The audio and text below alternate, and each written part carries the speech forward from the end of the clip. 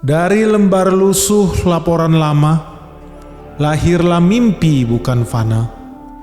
Bukan istana, bukan mahkota, tapi Berkshire yang ia bina dengan jiwa. Bukan pabrik atau jalan tol semata, tapi visi yang menembus zaman dan tata. Ia tak berdansa di irama pasar, ia mendengar bisik nilai yang sabar. Satu persatu ia kumpulkan batu, membangun istana yang tanpa debu. Dari Coca-Cola hingga rel baja, dari Geico hingga Bank of America. Kini usia sudah menyentuh senja. Sang oracle perlahan merundukkan kepala. Berkshire bukan aku, katanya lembut. Ini karya hidup. Jangan ribut. Ia tak pamit dengan kata besar, hanya senyum dan catatan pasar. Tinggalkan warisan lebih dari harta, sebuah pelajaran tentang kesabaran. Guys, ini sebuah kisah yang sungguh sangat menyedihkan guys. Judulnya Senandung Terakhir Sang Maestro ya. Jadi maestro di sini tentu teman-teman udah tahu lah, karena kita channel investasi, maestro kita adalah yang berhubungan dengan investasi. Kita sungguh sangat berduka lah, karena tahun lalu kita ditinggal oleh Charlie Munger ya. Tahun ini kita juga ditinggal, tapi bukan meninggal dunia, tetapi pensiun. Pendiri Berkshire Hathaway sebagai perusahaan investasi, dulunya perusahaan tekstil yang namanya Warren Buffett, akhirnya menyatakan diri tahun ini adalah RUPS terakhir beliau. Jerika, this was an emotional moment in Omaha. Warren Buffett, the CEO of Berkshire Hathaway, announcing his plans to step down as the CEO of the empire he built at the end of the year. But I think it's the time has arrived where Greg should become the chief executive officer. The enthusiasm shown by that response can be interpreted in two ways, but I'll take it surprise. Dia nggak bakal datang lagi nih di RUPS Berkshire selanjutnya. Nah ini sangat revolusioner guys, dan sangat menyedihkan ya, khususnya buat gua lah, dan mungkin buat banyak investor di luar sana. Ketika Warren Buffett menyatakan mundur dari Berkshire Hathaway, gue yakin banyak orang yang sedih sih, karena dia kasih contoh yang sangat baik tentang bagaimana mengolah amanah dari investor. Jadi teman-teman bayangin ya, gue tuh udah ikut RUPS tuh banyak guys, ribuan kali lah. Ya tentu saja banyak hal-hal buruk yang bisa gue ceritakan, banyak juga ada beberapa hal yang baik. Tapi satu hal, sangat jarang loh di RUPS perusahaan manapun yang TBK lu bisa ngobrol begitu bebas, begitu lepas, begitu menyenangkan sebagaimana lu ikut RUPS-nya Berkshire Hathaway. Karena kalau ikut RUPS-nya Berkshire Hathaway, lu bisa nanya apa aja guys sama CEO perusahaan yang lu invest, yang lu percayakan duit lu ke perusahaan itu. Lu bisa nanya, halo Mr. Warren Buffett, anak saya bentar lagi akan naik SMA. Sebaiknya sekolahnya ambil jurusan apa ya? Atau sekolah di mana ya? Lu bisa nanya itu. Bayangkan ya, dengan orang terkaya di dunia, lu bisa nanya itu. Halo Mr. Warren Buffett, besok saya mau merit, tapi saya masih ragu nih dengan pasangan saya, karena dia masih suka melakukan hal-hal yang menurut saya di luar akal sehat. Kalau kamu jadi saya, kamu akan ambil tindakan apa ya Mr. Warren Buffett? Lu bisa nanya apa aja, lu bayangkan. Jadi jangan heran kalau RUPS-nya Berkshire Hathaway itu berjalan bisa berjam-jam guys. Dan orang menyambut itu dengan sukacita. Dia bikin itu di Omaha, kotanya dia. Orang datang tuh dari seluruh dunia untuk datang ke sana. Dari India, dari Indonesia, dari Singapura, dari Eropa, untuk mendengarkan kebijaksanaan Warren Buffett. Jadi lu bisa bayangkan ya, impact-nya itu sebegitu besar. Dan orang-orang kalau datang ke sana, itu banyak yang bilang terima kasih. Terima kasih Warren Buffett, 30 tahun yang lalu saya investasikan gaji saya dan uang pensiun saya ke perusahaan Anda. Hari ini saya bisa pensiun dengan tenang, bahkan anak saya bisa pensiun dengan tenang, bahkan cucu saya bisa kuliah dengan tenang tanpa perlu takut tentang uang sedikit pun. Karena saya sudah investasi uang pensiun saya 30 tahun yang lalu ke perusahaan Anda. Lu bayangin, bisa sampai orang ke situ nangis-nangis, bikin kesaksian tentang betapa luar biasanya ya Berkshire Hathaway, betapa luar biasanya Warren Buffett dalam mengelola perusahaan itu. Sangat-sangat transparan, sangat-sangat bisa dipercayai karena dia sangat-sangat amanah. Ya jujur aja sampai detik ini gue belum pernah lihat sih perusahaan di Indonesia yang bisa sedemikian terbukanya ya. Bahkan sampai bikinnya di stadion, lu bayangin RUPS di stadion lu. Kalau yang nanya 100 orang dia ladenin 100 orang, kalau yang nanya 1000 orang dia ladenin 1000 orang, lu bayangin sih. Udah kayak konser. Anyway guys, itulah sedikit cerita ya tentang perjalanan ya channel Benix juga sering membahas tentang Warren Buffett bersama di Oracle of Omaha ya, Warren Buffett ini. Ya salah satu berita sedihnya yaitu kita nggak bisa dengar lagi petua-petua bijaksana dari sang Oracle. Dan Warren Buffett ini akan digantikan ya sama tangan kanannya namanya Gregory Edward Abel. Orang bisa bilang sebagai Greg Abel. Ini udah lama banget guys kerja bareng Warren Buffett. Jadi lu bayangin ya, ini orang punya sedemikian amanahnya ya.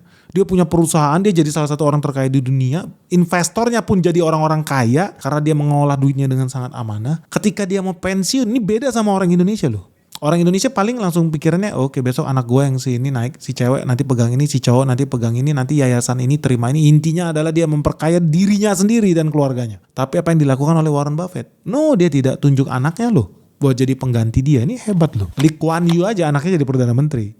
Level Lee Kuan Yew. Masih ada mindset orang Asia Tenggaranya ternyata. Tapi Warren Buffett gak begitu. Dia malah tunjuk ya profesional karyawan di perusahaannya sendiri.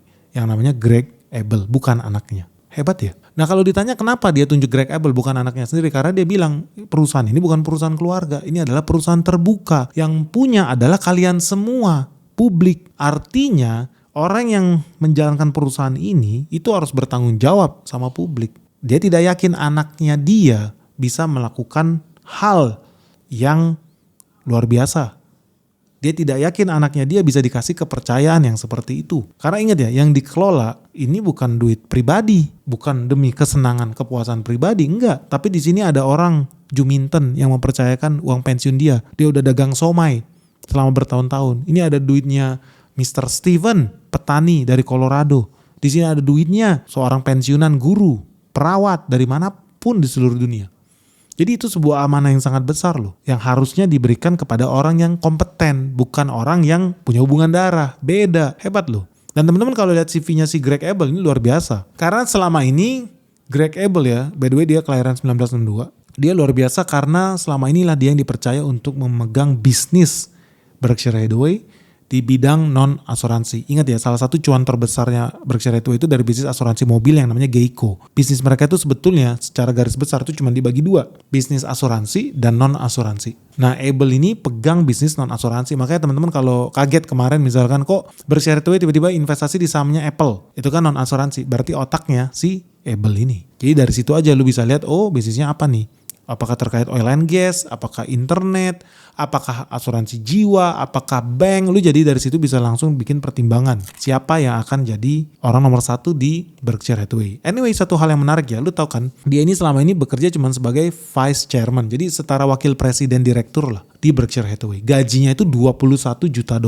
Presiden direkturnya si Warren Buffett, selama dia berkuasa, lu tahu gajinya cuma berapa? Cuma $400.000. Jadi dia menggaji si Abel ini itu 50 kali lipat lebih banyak dibandingkan dia menggaji dirinya sendiri. Jadi ini mentalitas direktur yang bukan rampok guys. Gila ya. Di Indonesia itu mayoritas direktur tuh pikirannya gimana cara merampok duit publik aja ya. Kalau bisa IPO bodong dah mindset di Indonesia. Tapi ini enggak loh. Warren Buffett itu enggak menggaji dirinya gila-gila. No, cuma $400.000. Sangat kecil lah untuk ukuran perusahaan sebesar itu. Malah anak buahnya si Greg Abel ini digaji 50 kali lipat lebih besar loh. Gajinya $21 juta. Gila ya. Betapa ajaibnya Warren Buffett ya. Dia berhasil mengubah sebuah perusahaan yang awalnya di tahun 1964 hanya senilai 363 miliar rupiah. Tapi saat ini Berkshire Hathaway sudah bernilai lebih dari 18.268 triliun di tahun 2025. Di sini gue mau kasih konteks guys. Lu tahu bank nomor 1 di Indonesia yang namanya Bank BCA itu nilainya cuma 1 kuadriliun alias 1.000 triliun. Berkshire Hathaway nilainya 18.200-an triliun. Artinya ini setara dengan 18 kali Bank BCA. Lu bisa bayangkan size-nya sebesar apa. 18 negara kayak Indonesia lah. Lu biar dapat konteksnya, artinya dia menguasai bank terbesar di 18 negara yang modelannya kayak Indonesia ini. Berarti kan gila gak sih? Lu bayangin kalau Bank BCA ada buka di 18 negara, gua rasa belum tentu juga bisa jadi 18.000 triliun. Tapi Berkshire Hathaway dalam satu generasi berhasil mengubah perusahaan yang tadinya cuma 300-an miliar menjadi 18.000 triliun. Ini gila. Gila guys, ini Indonesia kalau punya utang ini udah lunas nih langsung sama Warren Buffett. Kalau perlu sekalian utangnya Malaysia, Australia sekalian juga dibayarin tuh. Gila gak sih, cuma satu perusahaan doang. Sebentar guys. Sebelum kita lanjut videonya, portofolio kamu lagi kebakaran, merah merona, semuanya turun anjlok, bahkan saham-saham perbankan besar di Indonesia semuanya masuk ke jurang. Lo kok bisa ya? Nah ini semua udah pernah kita bahas di Benix Investor Group, komunitas saham terbesar yang ada di Indonesia. So tunggu apa lagi guys, segera bergabung di Benix Investor Group karena cuma di sini ya kita bisa berdiskusi langsung secara live, baik online maupun offline, termasuk kita sering melakukan kunjungan site visit loh ke perusahaan-perusahaan, ke pabrik-pabrik, emiten-emiten yang ada di Indonesia. Dan kamu di sini juga bisa langsung tanya jawab secara langsung live sama direktur perusahaannya. Kapan lagi ada peluang kayak begini? Nah kemarin kita juga baru habis datang nih ke sebuah perusahaan yang menurut gue sangat prospek di tahun 2025. Nama perusahaannya apa ya? Yuk langsung aja daftar di Benix Investor Group melalui website yang ada di bawah ini, www.benix.id, atau segera kontak WhatsApp kita yang ada di bawah ini. Oke guys, kita tunggu ya di Benix Investor Group karena makin seru nih dunia investasi yang ada di dalam negeri maupun luar negeri. Apa sih saham yang menarik selanjutnya buat kita bahas? Sampai ketemu di Benix Investor Group. Anyway, kenapa sih Warren Buffett bisa jadi sehebat itu? Gimana ya perjalanan investasi Warren Buffett? Lu penasaran gak? Sebetulnya perjalanan investasi Warren Buffett dimulai sejak usianya masih muda. Ia memulai investasi pertamanya saat umur 11 tahun dengan membeli 3 lot saham perusahaan gas lokal yang namanya City Service di harga $38 per slotnya. Namun sayangnya investasi pertama Warren Buffett tak berjalan mulus karena harga saham City Service turun hingga $27 tidak lama sejak dirinya mulai berinvestasi di sana. Namun saat itu Warren Buffett tidak jual. Dia tetap menahan saham miliknya hingga beberapa lama setelahnya harganya naik menjadi $40. Karena sudah naik tersebut maka Buffett pun baru menjualnya. Pucuk dicinta ulam tiba guys. Ternyata setelah Buffett menjual sahamnya, saham City Service justru terus melonjak naik hingga harga perusahaan gas tersebut naik lebih dari $200. Dari investasi ini dirinya mendapat pelajaran bahwa jangan tergesa-gesa dalam mengambil keputusan dan wajib sabar dalam berinvestasi. Nah satu hal yang menarik guys, mungkin lu kaget juga ya, bocah umur 11 tahun udah mulai investasi, duitnya dari mana? Ternyata Warren Buffett itu udah terbiasa fight loh dari usia masih kecil. Dia jualan koran guys. Dia ngumpulin tutup botol Coca-Cola. Dia ngumpulin botol-botol bekas terus nanti dikiloin. Zaman dulu gue juga pernah begitu tuh, ngumpulin koran bekas, ngumpulin botol-botol. Karena zaman dulu ya, kita itu minum Coca-Cola, Sprite itu masih pakai botol beling dan itu ada nilainya. Botol beling, botol bir, botol Fanta segala macam itu zaman dulu ada nilainya. Kita kumpulin kasih ke warung, nanti warung ngasih kita duit. Jadi ini kurang lebih sama lah dengan yang dilakukan Warren Buffett. Jadi dia udah cari duit sejak usia masih muda guys. Ya salah satu duit dia paling gede waktu itu jadi loper koran lah. Itu permulaan dia. Loper koran, masih bocah loper koran cari duit. Hebat ya. Terus gimana kemudian dia masuk menjadi seorang investor hebat ya? Setelah menghabiskan masa kanak-kanaknya hingga remaja, Warren Buffett itu melakukan berbagai pekerjaan sampingan hingga kemudian dia harus dibujuk oleh ayahnya untuk berkuliah di University of Pennsylvania. Sayangnya Buffett hanya bertahan 2 tahun di sana. Di kemudian hari dia pindah ke University of Nebraska dan lulus dengan gelar administrasi bisnis di usia 20 tahun.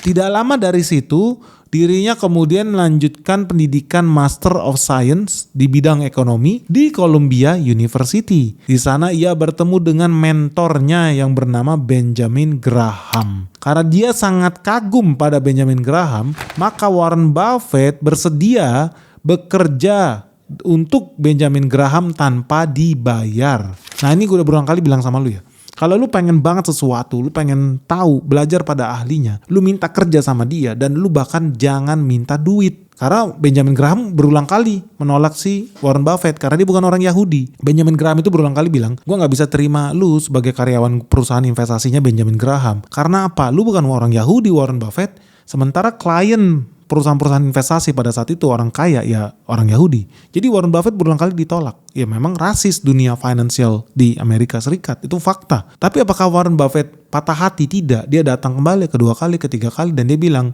gue bisa menjawab semua pertanyaan lu di kampus. Nilai gue sebagus ini. Lu tes gue apa yang gue tidak bisa jawab. Kasih gue kesempatan. Kata Benjamin Graham akhirnya, kalau lu yang ngotot buat kerja di sini ya udah, tapi gue nggak gaji lu. Mau nggak lu? Yahudi banget nih.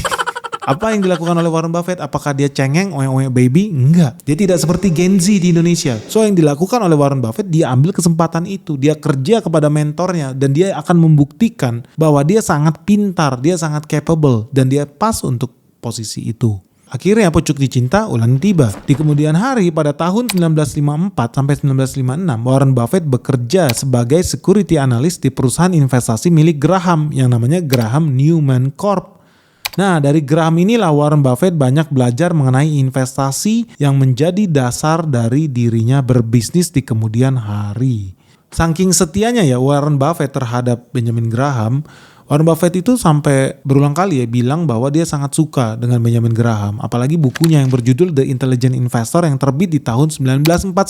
Buku yang terbit 4 tahun setelah Indonesia merdeka. Ketika Indonesia lagi sibuk rebutan kekuasaan, siapa yang mau nambah istri lagi dan sebagainya. Di Amerika sana udah berpikir gimana cara berinvestasi dengan baik dan benar. Lu bayangin guys. Dan Warren Buffett itu udah berulang kali bilang bahwa Benjamin Graham itu merubah hidupnya. It changed my life. Dan dia ulangin lagi nih ketika shareholder meeting atau RPS ya di tahun 2013 bahwa Benjamin Graham itu memberikan dia filosofi. Filosofi yang sangat dasar, yang sangat bagus sekali dan itu adalah ilmu investasi yang menjadi pondasi perjalanan bisnis, perjalanan kehidupannya si Warren Buffett. Jadi dampaknya sangat luar biasa ya. So, setelah Warren Buffett belajar dari Benjamin Graham, di tahun 1956 Warren Buffett akhirnya mendirikan perusahaannya sendiri yang bernama Buffett Partnership. Nah di titik ini nggak banyak yang tahu guys. Salah satu alasan kenapa Warren Buffett bikin perusahaan sendiri itu karena perusahaan tempat dia kerja sama si Graham Newman itu ditutup. Si Graham pingin jalan-jalan keliling dunia. Dia jackpot guys. Dia habis cuan gede tuh dari saham Geico. Yang ngajarin Graham beli Geico sebetulnya si Warren Buffett ini. Jadi kalau dipikir-pikir sebenarnya Warren Buffett ini udah masuk ke level yang lebih pinter, lebih canggih, lebih hebat dibandingkan mentornya.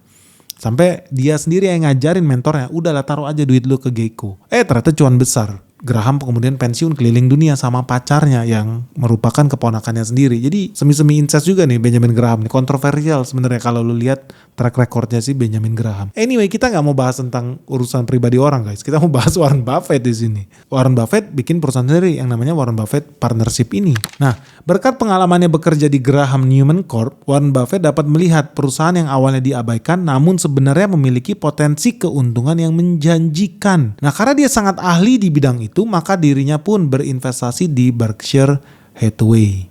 Nah ini sebetulnya inline guys dengan prinsip filosofi investasinya Warren Buffett. Dia pernah bilang ya, you should invest in a business that even a fool can run because someday a fool will. Maksudnya apa? Investasilah di sebuah bisnis yang kalau yang ditaruh itu orang idiot pun suruh jalanin perusahaan itu akan tetap jalan. Contohnya nih kemarin gue ada bisnis yang bisnisnya gampang. Doang gue invest di situ miliaran. Kenapa? Karena gue yakin setolol-tolol yang ini direksi nih, katakan tiba-tiba menjajak yang dimasukin orang tolol ya, yang otaknya cuma 1/4 atau 1 sendak teh, yang namanya bisnis mobil, semua orang itu bisa jalanin, sesimpel itu. Gimana nggak untung? Satu-satunya potensi dia bangkrut ya kalau kena tsunami lah ya. Kan gitu. Terlepas dari itu ada risiko lain nggak? Ya enggak. Jadi ini bisnis yang even orang bodoh aja bisa masuk. Cuman salah satu hal yang berat ya namanya juga sampai itu aja sih resikonya. Tapi overall bisnisnya ini bisnis yang orang bodoh sekalipun ditaruh di situ pasti cuan. Di Indonesia juga salah satunya yang gua kemarin taruh duit di perusahaan kelapa sawit. Kita sekarang cuan 100% lebih. Kenapa? Karena orang bodoh dan tolol pun dikasih kerja di perusahaan itu pasti bisa jalanin. Bisnisnya sangat simple, sangat mudah. Dan ya hopefully ya, bukan hanya hopefully sih. Dan fortunately lah. Ya dia di running dengan orang-orang yang GCG-nya juga bagus. Makanya nggak heran juga kita bisa untung gede di situ. Simple kan filosofi investasinya. Nah tapi ada satu kesalahan sebetulnya. Di tahun 1962 ya, Buffett ini melalui Buffett Partnership membeli saham Berkshire Hathaway, saat itu perusahaan tekstil berlokasi di Massachusetts yang merupakan hasil merger dari Berkshire Fine Spinning Associates dan perusahaan manufacture Hathaway. Pada saat itu harga sahamnya senilai $7,5 per lembar sahamnya. Nah salah satu alasan yang membuat Buffett tertarik membeli saham Berkshire Hathaway adalah karena saat itu industri tekstil di New England babak belur. Terimbas Perang Dunia yang pertama. Nah akibat keadaan perusahaan yang semakin buruk di bulan Mei 1964, si Barry Stanton, orang yang mengelola perusahaan saat itu menawarkan Berkshire Partnership yang sudah lebih dahulu memiliki 7% saham Berkshire Hathaway untuk menjual sahamnya. Buffett pun setuju untuk menjual sahamnya di harga $11,5. Jadi di sini guys, gue mau cerita ya, Warren Buffett perusahaan investasinya namanya Berkshire Partnership itu udah beli nih sahamnya nih 7%, harganya $7,5. Terus ternyata owner perusahaan yang dia beli, Berkshire Hathaway itu, namanya perusahaan tekstil itu, mau akuisisi semua saham yang ada di luar. Dia pengen jadi pemilik tunggal. Dan mereka udah sepakat nih, oke gue beli saham lu ya, Mr. Warren Buffett yang 7% itu, gue beli seharga $11,5. Warren Buffett happy dong, cuan dong, dia beli cuma 7,5, sekarang dia bisa jual itu seharga 11,5, dia happy dong. Investor dia happy dong. Dia cuan 50% lebih dong. Bagus dong, good news, everybody's happy. Tetapi ternyata memang orang ini tukang tipu. Orang yang menjalankan pabrik tekstil ini penipu dan tidak bisa dipercaya. Karena kemudian hari di tanggal 6 Mei, Seabury mengirimkan surat kepada para pemegang saham untuk membeli kembali 225.000 saham Berkshire Hathaway yang mereka miliki dengan harga $11,375 per lembar sahamnya. Sebenarnya gak jauh-jauh banget ya guys ya. Berkshire Hathaway itu sahamnya Warren Buffett tuh mau dibeli seharga 11,5. Tapi Seabury turunin dikit nih jadi $11,3. Tapi ternyata Warren Buffett take it personally. Dia tersinggung. Wah lu udah gak menghargai saham-sahaman kita. Kita kan udah shake hand. Kok lu gak menghargai itu? Karena dia tersinggung, Buffett pun tidak membaca lagi surat penawaran buyback itu. Dia malah membeli saham Berkshire Hathaway yang ada di pasar secara agresif. Hasilnya apa? Di tahun 1965 bulan April, Buffett sudah memiliki 392.633 lembar saham di Berkshire Hathaway. Pada saat itu total saham yang beredar adalah 1 jutaan lembar saham. Di situ guys, titik itu ya, kita udah bisa bilang sih dia pegang lebih dari 1/3 saham perusahaan yang beredar. Ya dia lama-lama kemudian akumulasi terus sampai kemudian dia bisa ambil kontrol perusahaan itu dari si Seabury ini. Dan menurut dia, Warren Buffett sendiri bilang spesifik di situ di surat kepada pemegang saham, dia menyesal beli Berkshire Hathaway karena menurut dia melakukan tindakan yang childish.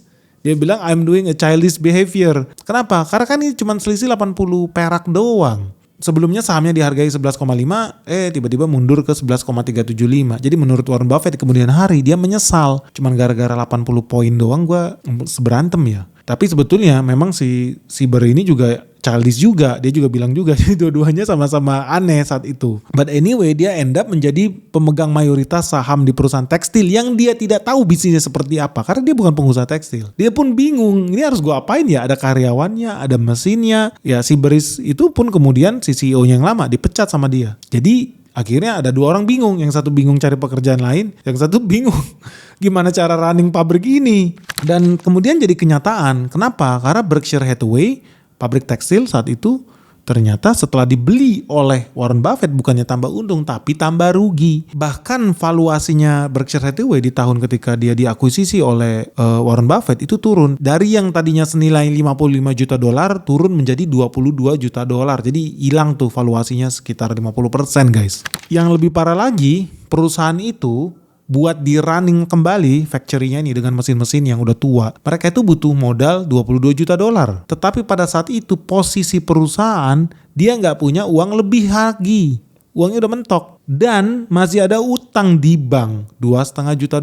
Jadi lu bayangin Warren Buffett itu membuat kesalahan fatal dengan membeli Berkshire Hathaway. Karena ketika dia beli perusahaan ini memang udah mau collapse, banyak mesin-mesinnya udah nggak up to date dan ada mulai banyak negara-negara yang bisa memproduksi tekstil dengan harga yang lebih murah. So, kemudian apa yang dilakukan Berkshire Hathaway? Dia jual itu semua pabrik, dia jual itu semua alat produksi, mesin, kain dan sebagainya. Dan dia rubah Berkshire Hathaway menjadi perusahaan investasi, bukan lagi perusahaan tekstil. Nah, long story short guys, dia kemudian menjalankan Berkshire Hathaway yang sudah dia lebur ya dengan perusahaan investasi yang namanya Buffett Partnership itu. Sekarang udah jadi Berkshire Hathaway. Dia jalankan itu sebagai perusahaan investasi full dan ternyata growth-nya itu nggak terlalu bagus guys. Sampai di kemudian hari dia ketemu partner, seorang sarjana hukum, lawyer yang namanya Charlie Munger. So kemudian di tahun 1978, Charlie Munger bergabung sebagai wakil presiden di Berkshire Hathaway. Nah bersama dengan Charlie Munger, mereka bekerja sama untuk menjalankan perusahaan menggunakan teknik buying undervalued business. Barulah di tahun 1985, Buffett kemudian membangun perusahaan induk investasi yang sekarang menjadi salah satu perusahaan investasi terbesar di dunia yang bernama Berkshire Hathaway. Meskipun melalui pasang surutnya, Buffett berhasil mengelola Berkshire Hathaway menjadi perusahaan induk holding company untuk banyak saham dan bisnis yang ia beli dalam beberapa dekade terakhir. By the way guys, selama ini mungkin lo taunya Berkshire Hathaway investasi di Apple ya. Tapi sebetulnya ada begitu banyak lo perusahaan di kolong langit ini yang sahamnya dipegang oleh Berkshire Hathaway. Contohnya, lo pernah dengar Amazon.com, itu Berkshire Hathaway. Ada American Express, ini perbankan. Lalu ada Apple, ada Bank of America, ada BYD mobil listrik Cina, ada Capital One, ada Chevron perusahaan minyak, ada Chubb perusahaan asuransi, ada Coca-Cola perusahaan minuman, ada Domino's Pizza, ternyata ada Warren Buffett juga. Lalu ada Itochu Corporation, ini perusahaan di Jepang. Lalu ada Kraft Heinz, ini perusahaan berhubungan dengan keju, kalau di Indonesia lu taunya itu. Lalu ada begitu banyak perusahaan lah, mulai dari Jepang, perusahaan yang ada di Brazil, perusahaan yang ada di Eropa, perusahaan yang berhubungan dengan airline gas, pertambangan, emas, berhubungan dengan rel baja, dan kereta api juga dia punya. Jadi ada begitu banyak perusahaan yang sebetulnya di belakang layar punya Berkshire Hathaway, tapi lu gak tahu aja. By the way ya, begitu revolusionernya Warren Buffett bersama Berkshire Hathaway ini ya, lu tau gak saham termahal di dunia per lembar sahamnya, kalau di Indonesia dulu lu taunya Bank BCA lah, angkanya bisa sampai Rp36.000 per lembarnya ya. Tapi kalau di dunia 5 saham termahal di dunia, itu peringkat 5 itu Amazon, harganya $3.500 per lembar saham. Kedua ada Seaboard Corporation, harganya $4.650 per lembar saham di Amerika Serikat juga. Yang ketiga adalah NVR, itu ada di $8.000 per lembar saham dari Amerika Serikat. Yang kedua, coklat fabrikan Lindt, ini perusahaan coklat Lindt, lu pasti pernah makan. Ini dari Swiss, nilainya 103.000 Swiss franc. Dan yang peringkat 1 itu adalah Berkshire Hathaway. Harga sahamnya $612.000 per lembar saham, alias hampir 10 miliar rupiah per lembar sahamnya. Jadi lu bayangin guys, lu mau beli saham kalau di Indonesia minimal 100 lembar ya, satu lot ya. Artinya kalau lu mau belanja sahamnya Berkshire Hathaway di Indonesia nih, lu minimal punya modal 1 triliun. Karena satu lot 100 lembar, satu lembarnya 10M.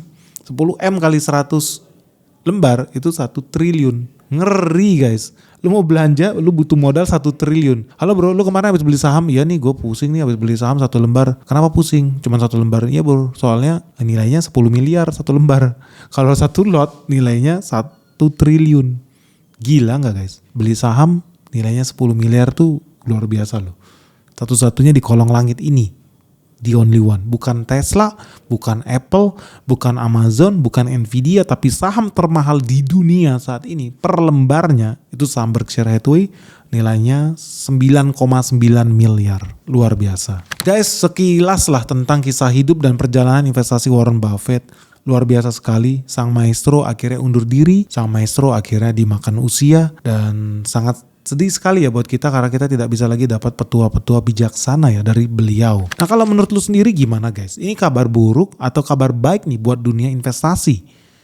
Karena yang akan meninggalkan kita ini adalah orang nomor 1 loh di dunia investasi saat ini.